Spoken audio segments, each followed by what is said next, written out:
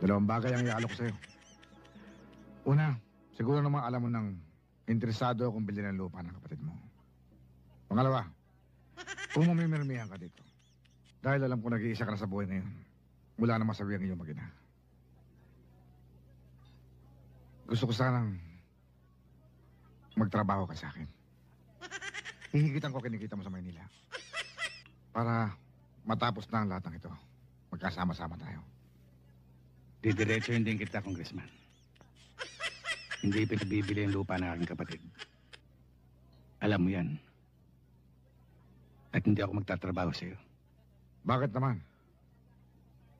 Nagtanong din ako tungkol sa'yo. At nalaman kong hindi magandang pamamalakad mo rito.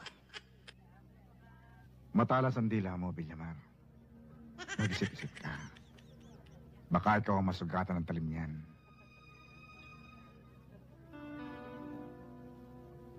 Kapag ang katotohanan ng umiral, Congressman, malalim ang iwan ng talim. Walang iniwan sa katotohanan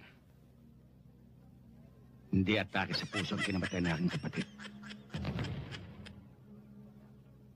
Hindi ba, Hepe?